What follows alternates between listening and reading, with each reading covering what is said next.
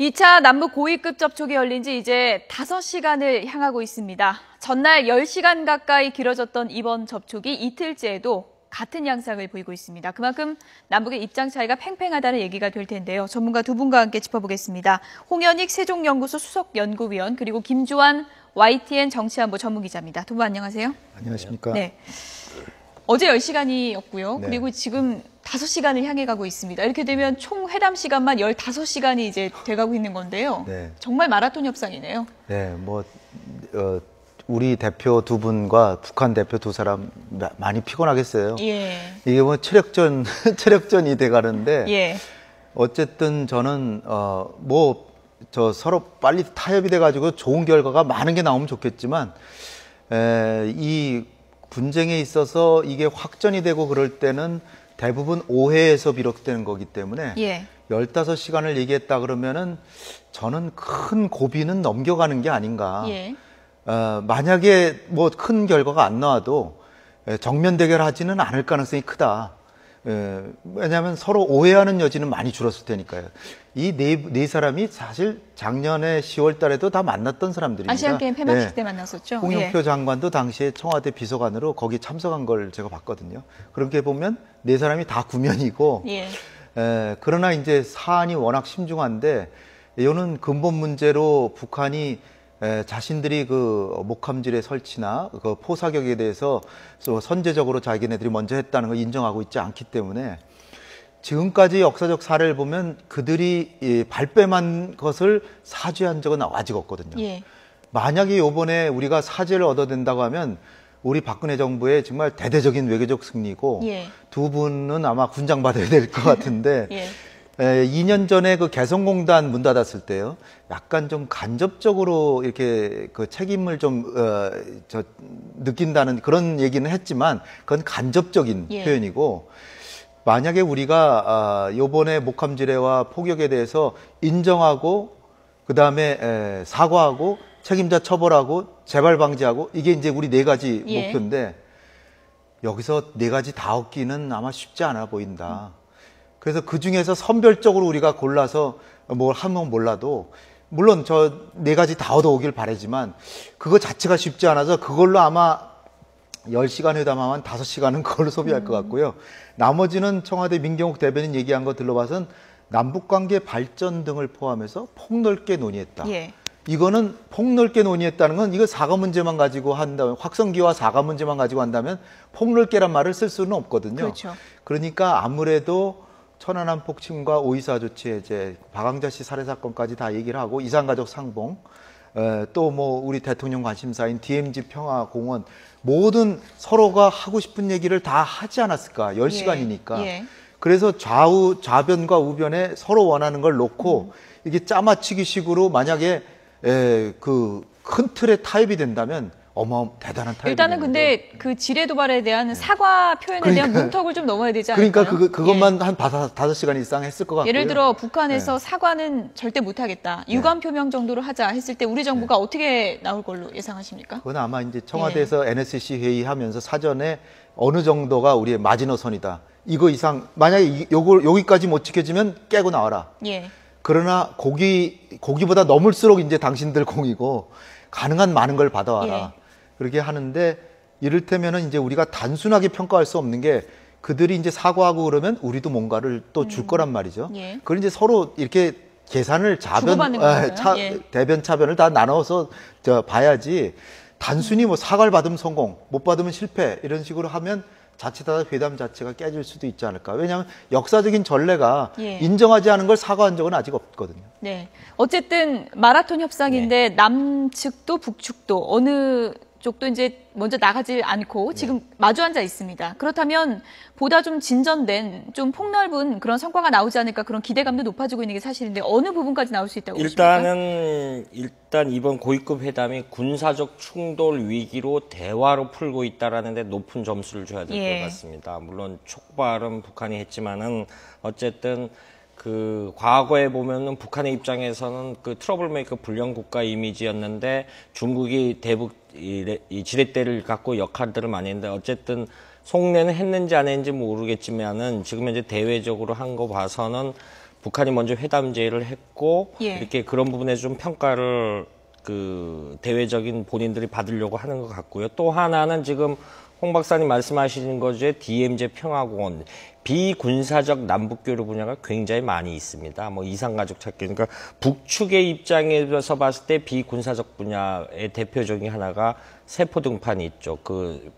이 원산 밑에 한경남도 세포군에 여의도 2배만한 면적의 그 농장을 만들었어요. 예. 농장을 마신령 스키장도 만들었는데 여기 이제 소로 가축을 갖다 놓으려고 하니까 가축이 없어요. 그래서 뭐 일설에는 그 몽골을 통해서 가축 지원을 좀 받으려고 한다라는 그런 그 소식도 있고 그런데 이런 부분에 대해서 우리가 과거 정주영 회장이 쏨대를 줬듯이 좀 전향적인 접근을 할 수도 있고요. 예. 왜냐하면 거리감도 갖고 이런 부분부터 풀어나갈 수도 있는 것 같은데 예를 들면 지금 홍 박사님 다시 말씀하셨지만 목함지대나 이런 부분에 대해서는 인정을 안 하기 때문에 여기서 이걸 선제적 이 의제를 앞부분에 올렸다라면 다른 거 아무것도 못 하겠죠. 예. 그러니까 이런 거는 그 부분은 어차피 발생한 일이고 고위층들이 만났기 때문에 군사 실무회담 차원에서 충분히 풀어나갈 수 있는 네. 얘기 때문에 일단은 만났다는 자체고 그리고 폭넓게 남북관계 개선에 의제했다.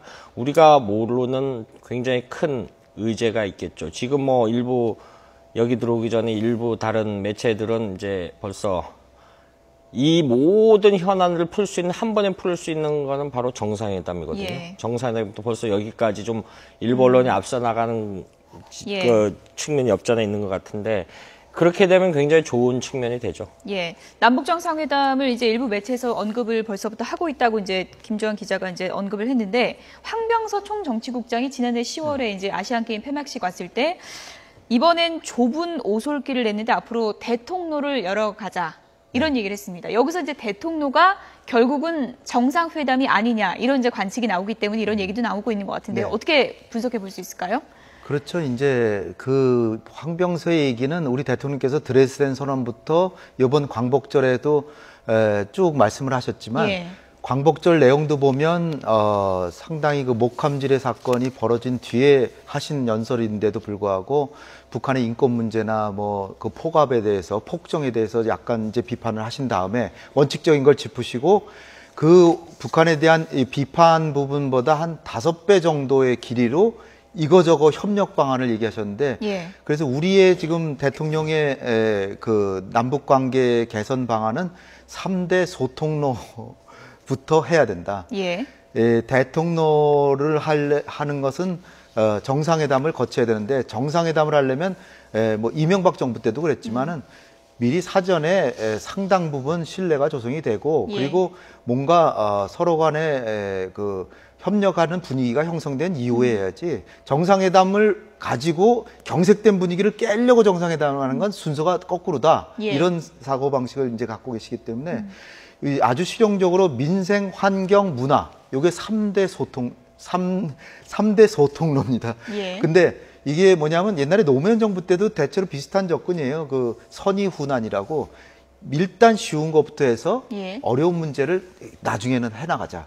그러니까 이게 한반도 신뢰 프로세스라는 게 신뢰를 구축해야 되는데 신뢰라는 게 자그마한 협력과 서로 믿음에서부터 상호 완전한 신뢰가 생기는데 신뢰가 생기면 대대적인 지원도 가능하고 큰 사업들 그 유라시아 철도와 남북한 종단 철도 연결해 가스관 건설 뭐 이런 것들이 포함되는 큰 사업들이 논의가 될 수도 있는데 일단은 먼저 민생 부분에서 복합 농촌, 북한 농촌이 어렵잖아요. 예. 복합 농촌 단지 모자 복원 사업, 이 산모들하고 그 어린아이, 영아를 도와주는 우유 같은 거 지원하는 그런 사업. 그다음에 환경 부분에서 북한의 산림이 심각하니까 산림 협력.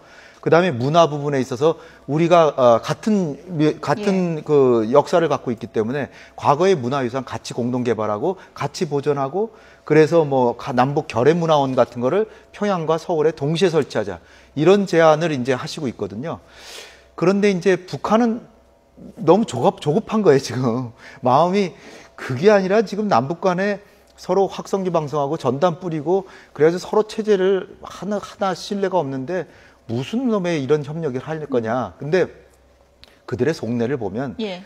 이 대통령께서 제안하신 이런 사업들이 그렇게 그 금액으로 봐서 큰 금액이 아닙니다. 그런 것들을 염두에 두는 게 아닌가 이렇게 봅니다. 네. 지금 말씀하신 세 가지 3대 통로가 바로 2014년 3월 독일 드레스덴 공대에서 밝힌 이른바 드레스덴 선언 내용을 이렇게 풀어서 설명하신 건데, 지금 북한은 한편으로는 그런 걸 받아들이고 있어요.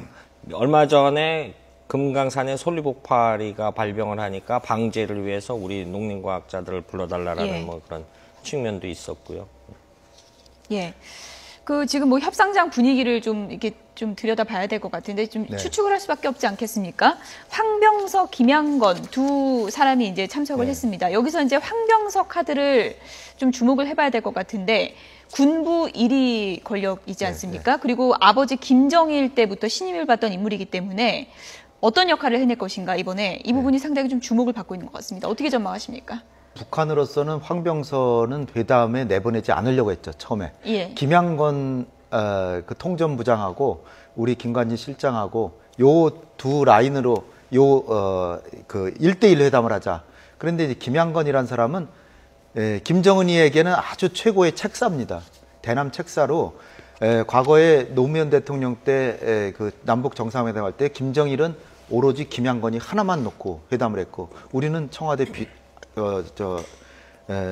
안보실장, 안보 백정천 실장, 그 다음에 통일부 장관, 그 다음에 국정원장까지 예. 또 한 분이 더 있던 것 같아요. 이게 우리는 참모를 4분이나 옆에 앉혀놓고 했는데, 김정일은 딱 김양건 혼자 놓고 예. 모든 문제를 다 얘기를 했거든요. 그 얘기는 뭐냐면은 추측컨대 김양건이가 요번 모든 일련의 도발과 요번 회담까지를 다 아이디어를 내고 있는 게 아닌가 이렇게 생각이 되고요. 그러니까 김정일로서는 김양건이 혼자만 보내도 예. 물론 북한의 서해론도 났지만 김정은의 그 의중에 있던 얘기를 다 하면서 자기를 대신해서 얻어낼 건 다 얻어내올 사람이다 이렇게 보는 거고요. 그래서 이제 우리는 지금 위기가 안보 위기고 군사 위기인데 이게 뭐 그냥 통전부장 당비서를 보내면 이게 말이 되냐. 예. 그래서 북한의 2인자이기도 하고 김정은의 신복이기도 하고 예. 그리고 군의 총정치국장에서 군부에서는 1위니까 그 황병서를 보내라. 그러니까 이제 북한에선 이 김양건이를 꼭 껴야 되니까 그러면 대표를 2명씩 하자. 그렇게 한 겁니다. 그러니까 황병서는 와서 김정은을 대표해서 앉아 있는 거고요. 정치적인 보증으로 김양건이 아마 설명을 하면 맞습니다. 우리 저 장군님도 그렇게 생각하십니다. 뭐 그 정도나 얘기하는 거고 설명은 쭉 김양건이 이제 하리라고 전 예상이 됩니다. 앉아 있는 것 자체가 큰 상징이 되지 않을까요? 그렇죠. 예. 왜냐하면 이 군사적인 문제에 합의가 됐을 때 김양건이만 가지고는 우리는 믿을 수가 없는 거죠. 예. 그러니까 군에서 적어도 김정은을 제외한 1인자니까 그래도 그 사람이 듣고 사인을 하면 아무래도 좀 신빙성이 있다. 이래서 우리가 그 황병서를 부른 예. 거고요. 그러니까 2대1이 되니까 북한에서도 우리 예. 홍영표 장관을 불렀는데 홍영표를 북한이 요청한 겁니다. 이제까지는 홍영표 장관은 거들떠보지도 않았어요, 사실. 왜냐하면 좀 그 통일부가 지금까지 박근혜 정부에서 한 일이 이렇게 적극적으로 남북교류 협력하는 게 성과가 없죠. 그러니까 청와대랑 얘기하면 됐지 뭐 통일부는 필요 없다 이런 예. 생각이었는데 요번에 굳이 홍영표 장관을 지명한 것은 예. 요번에 회담을 한 의중이 남북 경협에서 큰 걸 얻어내려는 속셈이 분명히 있다. 예. 그래서 김양건을 반드시 설득을 할 수 있는 김양건을 보내고 우리도 그들의 생각으로는 설득을 당해야 되는 예. 통일부 장관을 부른 게 아닌가 이런 생각을 저는 해봅니다. 그래서 홍영표 장관이 굉장히 책임이 막중하다. 예. 그 김양건이라고 하는 책사한테 당하지 말고 우리 꿋꿋하게 잘 지켜내야 되는데 하여튼 응원을 좀 보내는 바입니다. 네. 4명의 역할이 다 이제 중요한데 황병서란 인물을 보면요. 북한의 이제 김정은 시대 들어서는 내일 어떻게 될지 모를 정도로 이제 권력이 이제 2인자가 존재하지 않는다 이런 얘기가 나올 정도로 뭐 숙청도 잇따르고 있고요. 그런데 황병서란 인물이 아버지 때부터 이렇게 확고한 위치를 유지하고 있는 거는 어떤 부분이라고 일단 보십니까? 이 황병서라는 인물이 당의 인사입니다. 노동당의 인사. 물론 젊어서 인민군 장교로 복무를 했고요. 복무를 해서 정치당에 오래 근무를 하다가 어떤 북한의 인민군은 노동당주의를 사실상 봤거든요. 그런데 예. 이게 총정치국장이라는 것이 이제 군의 장교들, 그러니까 어떻게 평가하면 이 북한군의 어떤 사상 통제라든가 뭐 이런 거를 컨트롤할 수 있는 예. 내가 이 총정치국이고 과거 이제 공산주의자들이 그런 걸 공산국가에서 많이 했습니다. 정치국원, 정치위원들의 정치장교 항상 소련에서 비롯된 군사 제도 중에 하나인데 어떤 이제 그래서 부부장 제도라든가 그래서 그 과거의 소련에 이제 보이지 않는 사단이라는 뭐 그런 용어도 있습니다만은 예. 이런 부분 맥락에서 어떤 이 정치 색깔인가 굳이 표현한다라면은 뭐 의미가 될지 모르겠습니다만 정치군인이다 뭐 그런 게 좀 적합한지 모르겠습니다. 또 하나는 그 뭐랄까요 이 사람이 지금 말씀하신 대로 홍 박사님 말씀하신 대로 어떤 상징적인 인물이기 때문에 이야기를 별로 거의 안 하려는 건 북한 대북 전문가들의 한결같은 지적입니다. 네. 지금 5시간째 지금 회담 시간이 계속 지금 가고 있는 그런 상황인데요. 네. 오늘도 몇 시에 끝날지 지금 예측이 불가능한 것 그렇죠. 같습니다. 네. 어떻게 봐야 될까요? 글쎄 뭐 여러 가지 관측이 있었습니다만은 네. 정말 이견이 커서 그런지 그러나 의제가 다양한 건 사실인 것 같아요. 단지 이 확성기 중단과 뭐 시인 사과 이것만에 그치지는 않으리라고 전 보고요. 예. 이번 기회에 만약에 큰 합의가 이루어지지 않더라도 서로 양측이 생각하고 있는 그 어떤 서로에 대한 정책에 대해서 기탄 없이 서로 얘기해 보는 것 자체가 예. 큰 의미가 있다. 그래서 우리가 너무 오늘 회담에 대해서 큰 기대를 하기보다는 일단은 지금 국지전이라도 할 수 있다는 상황까지 우리가 다 각오한 상태이기 예. 때문에 일단 긴장을 완화하는 것 정도만 합의가 되는 것만 해도 상당한 성과다. 예. 그리고 이거를 군사적인 문제로 해결한 게 아니라 협상을 통해서 예. 이렇게 긴장의 수위를 낮추는데 양측이 합의한 것만으로도 큰 의미가 있기 때문에 예. 우리 기대 수준을 너무 크게 갖진 말되 우리 정부는 그동안에 2년 반 동안 회담다운 회담을 제대로 못했기 때문에 그야말로 우리 대통령이 지금 하시려고 하는 현 시대를 사는 사람에게도 대박이 되는 통일로 가는 그 첫 걸음을 내디는 그 어떤 그 회담장으로 활용한다 그러면 예. 굉장히 뜻깊은 회의가 될 것이라고 예. 이제 보고요. 그래서 뭐 좀 바라건대는 천안함 폭침에 대한 북한의 적어도 성의 있는 태도를 얻어내서 예. 대통령께서 국민들에게 뭐 북한이 명확한 사과를 하면 뭐 설득할 필요도 없죠. 성의를 좀 보인다고 하면 대통령께서 예. 북한이 이 정도 성의를 보였는데 그야말로 그 미국이 전쟁을 불사하고 압박을 하지 않는 이상 이 정도 설득 북한이 사과한 거는 유례가 없는 일이다. 예. 그러니까 남은 임기 2년 반 동안 그야말로 우리 민족의 미래를 생각해서 예. 통일로 가는 길을 다지기 위해서 한 번 이 정도 매우 미진하지만 아베다마도 우리가 좀 미진했잖아요. 굉장히 아쉬운 게 많고 분노까지 전 느꼈습니다. 러일 전쟁이 뭐 식민지 국민들에게 용기를 줬다. 근데 러일 전쟁으로 우리는 합병이 됐는데 예. 따라서 우리는 너무 큰 기대는 안 하지 않지만 이번 기회를 잘 활용하면 예. 북한을 관리하고 통제할 뿐 아니라 통일로 갈 수 있는 길도 열 수 있지 않을까. 예, 지금 뭐 30초 정도 시간이 남아 있어가지고요. 네, 지금 그런데 이제 군사적 긴장감이 상당히 지금 높아지고 있습니다. 잠수함 이탈이 지금 70%까지 되면서 상당히 좀 우려가 많이 되고 있는 그런 맞습니다. 상황인데 협상 전략 카드라는 얘기도 있지만 네. 협상 결렬을 대비하는 거라는 얘기도 나오고 있는데요. 어느 쪽이 더 가능성이 높다고 보십니까? 일단은 뭐 협상 카드형 협박이라고 이제 예. 보고요. 그러나 이거는 사실 국제 정치를 공부하다 보면 이건 기본이죠.